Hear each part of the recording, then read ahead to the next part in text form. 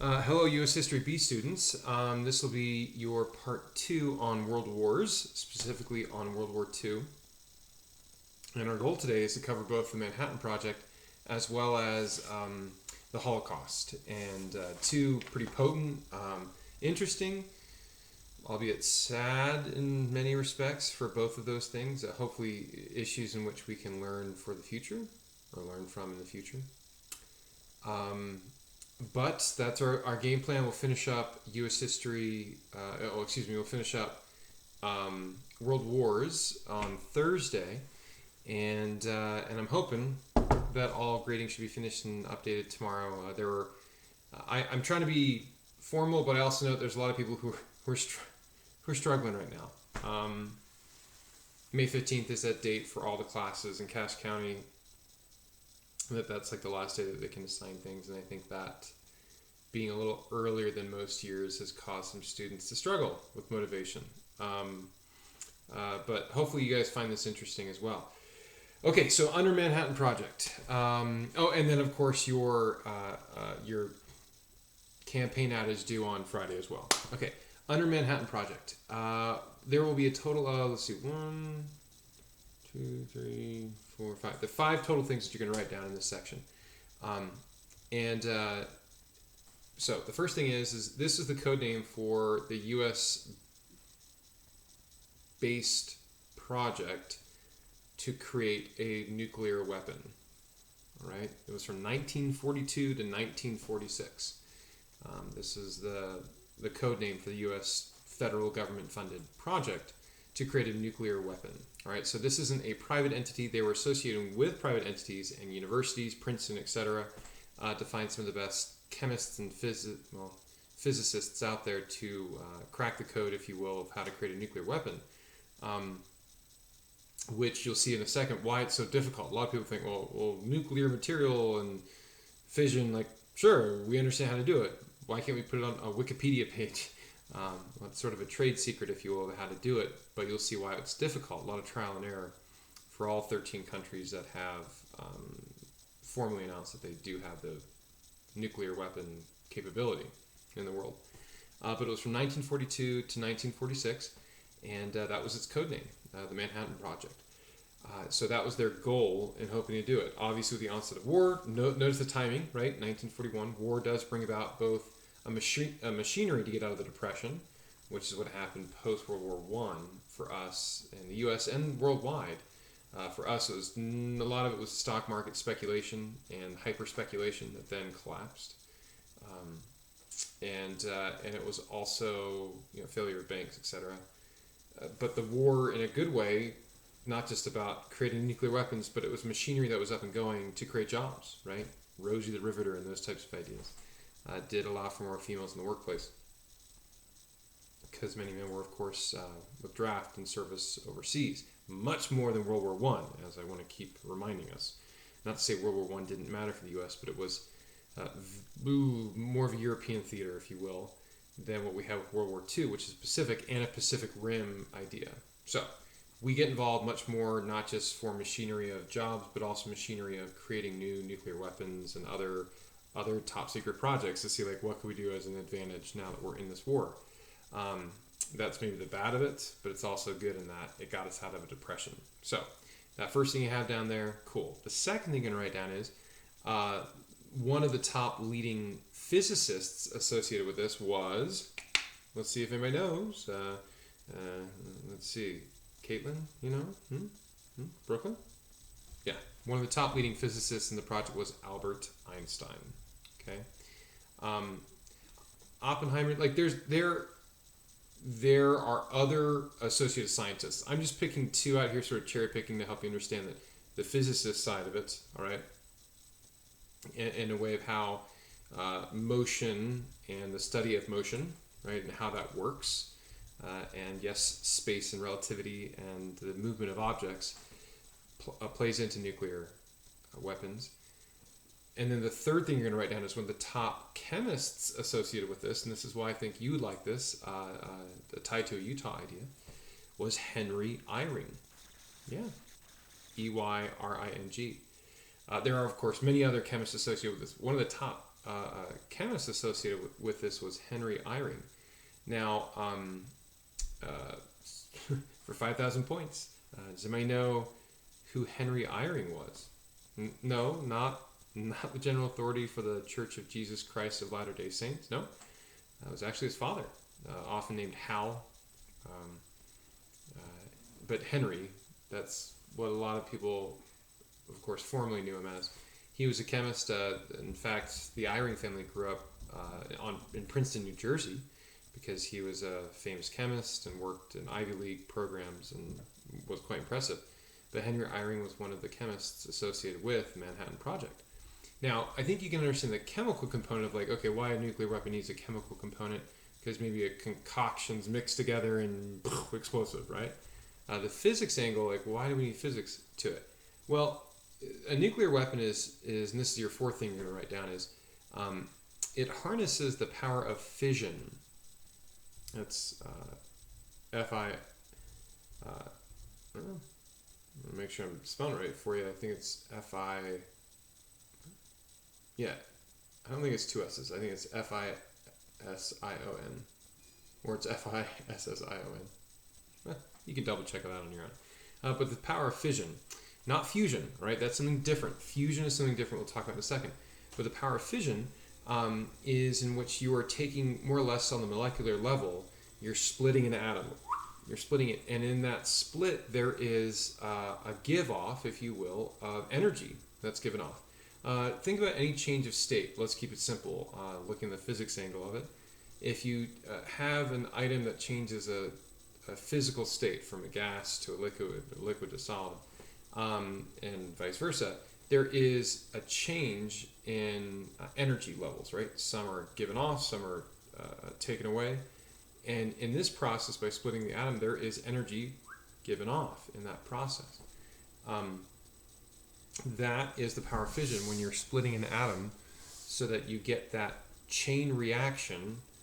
When you have a molecular thing of the air, you split an atom in air, and it creates a domino effect around it to where then it has a destructive capacity, right? And that domino effect, when you can control it on the molecular level, is what they're trying to do. So that fourth thing you're writing down is it can harnesses the power of fission, which made the first atomic bomb have the destructive capacity of 20,000 times TNT, all right, which made it have the destructive capacity 20,000 times that of TNT. TNT is quite impressive. You know, a lot of people use it for mining, as well as excavating, building of roads and blowing up valleys, or creating valleys after blowing up canyons, etc. It is an impressive destructive capacity. But when you go 20,000 times that, and if you even look at it's like 20,000 tons almost of TNT. So it controls fission, and it has the destructive capacity of, we can say like 20,000 tons of TNT, or 20,000 times TNT. That is impressive, and that's a physics angle of it, right? So you can, if you can split that atom, and you can do that. Now, to help split the atom, you had to get the chemical side of it involved, and this is the fifth and final thing you'll write down here for Manhattan Project is, sort of how to make a nuclear weapon, but that's not really how you make one, because there's a process that is not disclosed to everybody. In countries like Iran, if I've had you before, have a hard time cracking the code, because you're already dealing with unstable radioactive material that has half-life, right? So over time it breaks down, and in that breaking down, it gives off energy, right? And we can try to use that energy to create electricity, etc. Uranium, plutonium, those types of things that are naturally occurring, if you can excavate that. The challenge then is to find the right process by which you take that radioactive material and you then make it somewhat stable, unstable, and in a nuclear weapon that you then, this is the fifth thing I'll write down, is you hurl a chemical explosive into unstable uranium. You hurl a chemical explosive into unstable uranium. so that there is a radioactive material that's going to be broken up and so forth. But if you can make that reaction, if you will, quicker, more potent, you hurl that chemical explosive, boom, at it, hence the teardrop on those nuclear weapons, is that when it drops, chemical explosive goes, hits the unstable uranium, and there's the domino effect of the atoms being split, and that fission then creates a huge domino effect, 20,000 tons of TNT, that type of idea. That is what a nuclear weapon is. Now, later on, they iterated on that to have a hydrogen bomb to make that more potent, right? To make that effect more potent. But it's still based on the same idea. The process, though, that's why many countries, because we don't want any other country having it, for better or worse, they don't want the process out there of how to make that uranium or plutonium unstable, yes, but stable enough to where they can control it and control that process by which they hurl that chemical explosive to then have a predictable breakdown. With that said, let's go into the Holocaust. So, okay, they finally have that, so to speak, done. All right. But the war isn't won by the nuclear bomb. That is more as an insurance policy, and also concerned that our own allies, Russia in this case, was having advances in how they were doing it too, and we were worried, keep your friends close but your enemies closer. I mean, Russia eventually with the Cold War becomes our enemy then, but at the time they're our friend. So we want to keep up with them. So we have that in our back pocket. Cool, we do. Now, some of the creators of the nuclear bomb have gone on to say that they regret doing so because you can't put the genie back in the bottle, right? Once the genie's out and that knowledge is known, the destructive capacity is quite impressive. And we'll see that with next time with Hiroshima and Nagasaki. So under Holocaust, though, we're shifting there. That's really where the war, by and large, is won, okay? There's going to be a total of, let's see, 1, 2, 3, 4, 5. 5 things here under Holocaust. So these 5 things. The first one is appeasement failed. Appeasement failed. Let's explain this for a second before you write something in parentheses. Appeasement failed. Appeasement. You might know the term here, but let's assume that my awesome son Oliver and I are sitting on the couch watching like a cool dinosaur documentary or something like that. I like that I'm thinking a documentary made by dinosaurs. No, not that. Documentary about dinosaurs. And let's say that he and I are getting comfortable on the couch, we're hanging out, enjoying time, eating some popcorn. And he slowly keeps pushing on me, right? And he's just saying, oh, Dad, I'm just getting comfortable. And so I lean over a little bit more. And I'm like, that's sort of awkward, but, okay, I won't make a big deal about it. I will appease him. I don't want him to get upset at me if I say, stop pushing me, and we get in an argument. And then he starts kicking me a little bit more, stretching his legs out to where, I'm hanging off the sofa even more. And I'm like, well, he's my son. And the documentary's almost over. And then he keeps pushing me off to where I'm completely off the couch now. He's eating all the popcorn. I'm off the couch. And then the documentary's over and he says, well, thanks so much, Dad. You don't have to live outside. That's really what Hitler did to all of Europe. I know it's an overgeneralization, but the rest of the European powers, specifically Chamberlain in England, basically used the policy of appeasement. We don't want another world war. Understandably, we just got out of the Great War. We can't do that. And Hitler keeps encroaching land and breaking of treaty promises more and more and more. And instead of actually taking a task and getting more aggressive with him, they decide to appease him. Now, some thoughts here about why would they appease him? Well, yeah, because they just got out of the war. But also, I think they painted themselves into a corner, using another analogy, that the European powers were so strict with some of the Maastricht Treaty, they were so unbelievably strict against Germany in reparations and consequences after the Great War, that they couldn't go harsher, right? I think a good teacher, a good parent will only rarely get loud, authoritative, mean with a child to really help them understand it. But when you've already done that and it's already on the table, you can't go any further than that. So I think It's not just Chamberlain's fault or Europe's fault. Like, they couldn't go hard against Germany because they'd already gone really hard on them. So appeasement failed. They tried appeasement and it failed. In parentheses, you want to write down allowing Hitler to take over more and more lands.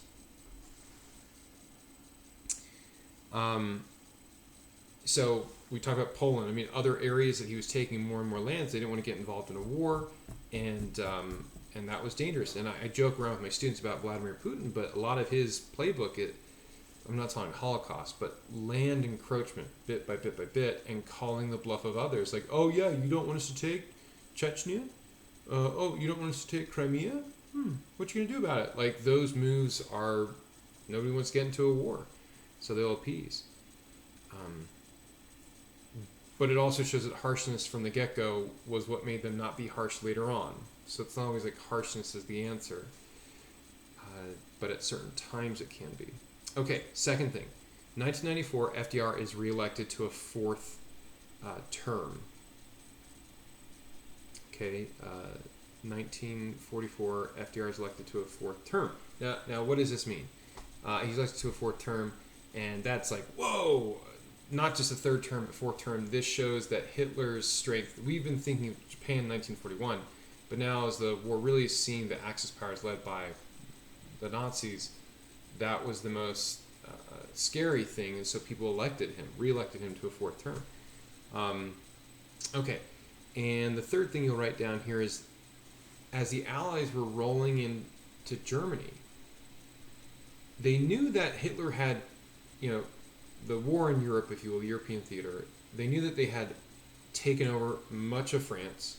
They knew they had taken over the Alsace-Lorraine region. They know that they had taken over Poland and other areas too. They know that it was occupied. Certain parts of Eastern Europe were occupied by the Germans. We know that. That's what we were expecting. But then as the Allies were rolling more and taking back some of the lands, they were having some key victories. Even before the Battle of the Bulge, they were having some key victories where the U.S. is now involved and not just giving weapons, if you will, to France and England. And as they got there, they were discovering more and more of these areas, and they discovered something. So after Allies rolling into Germany, they discovered 6 million Jews were murdered in concentration camps. 6 million Jews were murdered in concentration camps. Now, a lot of times you'll hear numbers and data points of 20 million people in general from Hitler, and that variable could be numbers of gypsies that were involved. Those who were devout homosexuals were also rounded up and put into concentration camps. Jews were a specific religious group that was targeted, and that was probably the most shocking to the conscience to see it so systematically used. These weren't prisoner of war camps. These were concentration camps, and 6 million of them at that time that we were discovering were murdered. Not just dying from exposure or attrition, like gulags that we'll see with Russia later on. And that was shocking to the conscience. We weren't aware of these things. Even Mein Kampf, which was written by Hitler, had information, but not to this extent, of what he really wanted to do. Later on we find out, and this is the fourth thing I'll write down, that in 1939 Hitler offered the final solution, which was the movement and eradication of 11 million people. The final solution in 1939, which was the movement and eradication of 11 million people. So, sort of an epilogue to the Mein Kampf, if you will, of his thinking, his understanding, his struggle. In looking at this, he had offered sort of a eugenics or genetic cleansing, that to do this, to find an Aryan stronger race, some of the impurities within their own country in Germany needed to be dealt with, to be moved and relocated to other areas. But part of that was also a final solution of, like, by any means necessary. And in this New World Order, that would mean like the 11 million extinction of Jews. And I hate to involve like a Babylon type idea, but we talked like things aren't really mattering, if you will. But like we talk about Thanos and the whole like Civil War and Captain America, Tony Stark thing. The really impressive thing about this is no matter what type of group and no matter what stereotypes and generalizations you can make, like, even if certain people aren't totally adding to a society, you don't get rid of them. You don't kill them. Because they can, in a way, add to the society. But we have that John Locke idea of better better 10 guilty men go free than one innocent man go in jail. Likewise, it's a Captain America idea of very liberty, not so much security. That better we give everybody the benefit of the doubt, right? Than just round people up indiscriminately and killing them. Because that matters. Even if it doesn't fit our perfect utopian idea, which is what he was trying to push. These things were shocking to conscience. So again, we talk about recency, or rather the presentness of history, like the campaign ad is supposed to do this, to help us show like we didn't know what was going to happen. We didn't know this was happening. Like, this is unprecedented to see it and discover it. So the fifth and final thing you'll write down is after the Battle of the Bulge. In May was the VE Day, or Victory in Europe Day. After the Battle of the Bulge, in May was the VE Day, or Victory in Europe Day. Germany surrenders and Hitler kills himself. I mean, not in that exact sequence, but very similar. Victory in Europe Day. So you'll hear like VE Day, on calendars. Like, what's that? Victory in Europe Day. That is, a lot of times you see the famous pictures of in New York, ticker tape parades and people throwing stuff out the windows and just happy, and you'll see a sailor kissing a girl. Victory in Europe Day, and that was a big momentous thing. And Hitler killing himself, whether you believe in conspiracy theorists or not, I don't. I think the data is there that he did kill himself, because he painted himself into a corner. His utopian idea was falling apart before his eyes, and didn't see any other way out. And so the Holocaust, we were discovering it. We see that Victory in Europe is achieved, but the U.S. is the one towing the line. Let me put it this way: Russia really helped us win. In Europe, the Omaha Beach. I mean, you're seeing the different beaches that are stormed in anticipation of the Battle of the Bulge, right? That they do, and they're able to have that last and collapse the line and break it for Germany. But that was only possible because Russia towed the line on their end and said, "You're not getting past this," and they lost 1 million people in one battle in Russia. We towed the line in the U.S. in the Pacific. There was no end in sight.